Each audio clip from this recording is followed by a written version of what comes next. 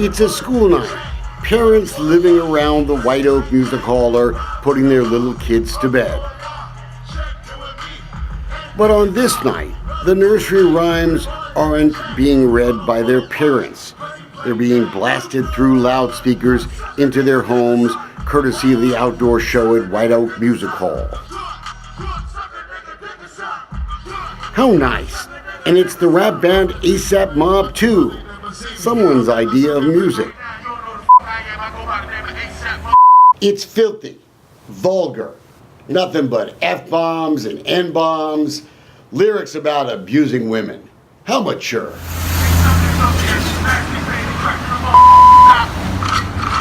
The concert is proof the developers of the White Oak Mosh Pit simply do not care about the thousands of people forced to suffer through their weekly noise assault.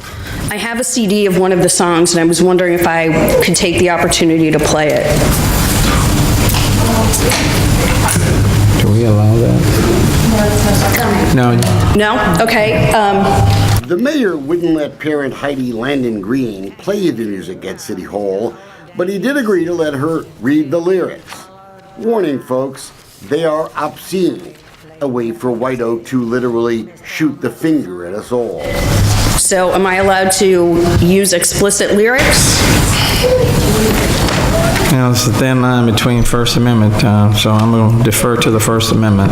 So I can go ahead? Then let me go ahead and quote these lyrics.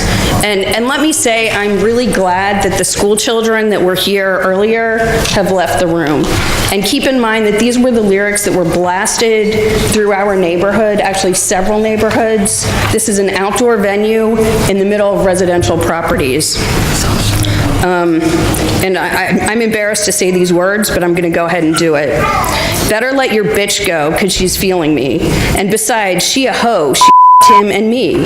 And I gave her the beast like I'm Timothy, moonwalking in that pussy like Billie Jean. Point of order, Mayor. I think they've given us to it in writing. I'm just not excited about listening to profanity. Do we have it in writing? You do, yes. Just Councilmember Christie, yes, you do. let us read it that way. I just don't, you don't know who's this. So. Right, and just keep in mind, this is what we experienced on Thursday night by these performers blasting through our neighborhoods. I opposed all of this loud music from the beginning. If you know me, you know that. Your point was well made in that council took an opportunity to stop listening to that. Some residents did sue the city, but only after their pleas were ignored. The city now even refuses to mediate. Betcha council doesn't know that. Mayor Turner knows he can stop all this nonsense in one single move. Simply deny the permanent stage permit for White Oak. At the very least, at least on school nights. Don't the kids deserve that? But he hasn't done any of it. Instead, he keeps secrets. The neighborhood was a mess, and it was awful. It was awful. It was an awful experience. Worse yet, and this is the worst part, an ambulance had to get to my neighbor and had to take a detour and park a block away to respond to a baby in respiratory distress on the 400 block of Cosmos. Our neighborhood is a mess during these lawn events.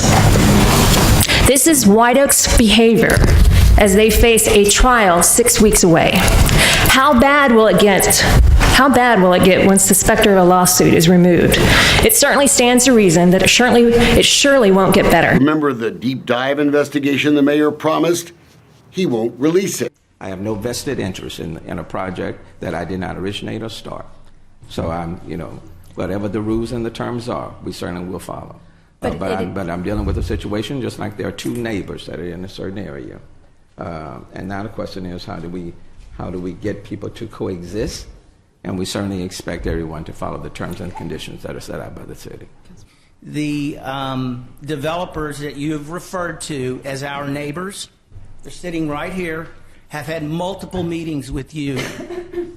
Now, if you make that statement, I'm going to call you out for it because that is not true.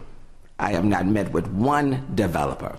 Hey, Mayor, those guys hanging out with you at your campaign fundraiser? Yeah, They're some of the White Oak developers. But we now are, since we are involved in the litigation, we've been attached to the lawsuit that was filed by some of the neighbors. It is now in the hands of a judge who's the one who's determining how many concerts there can still be, when they are. I mean, that is where we are. And so I know there are a number of concerts that are still coming that, before the trial, scheduled for December 11th, I believe. Yes. And I am not familiar with those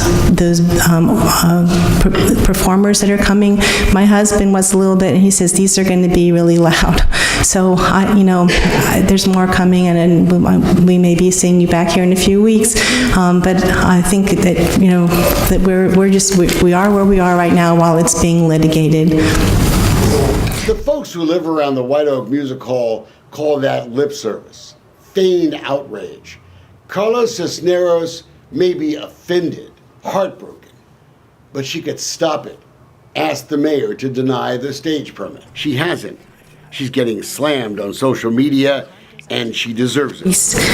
This music has continued to infiltrate my home and my daughter's bedroom with no regard for the day of the week, no regard for the curfew, and no regard to the city noise ordinance restrictions. A judge recently granted just 4 more outdoor shows until trial in December. That's right, Mayor, City Council. Let these hard-working families spend their life savings simply because they want to live in peace. A peace that's been shattered by something y'all did. We're going to start counting heads on City Council in the coming days. Naming some names. Is not present. Ask yourself this. What city councilman really wants to go on record saying they'd like that crap blared into their homes, shaking their walls, scaring their kids? They were also forced to listen to profanity-laced lyrics for 2 hours, punctuated by very loud simulated gunfire. It was awful.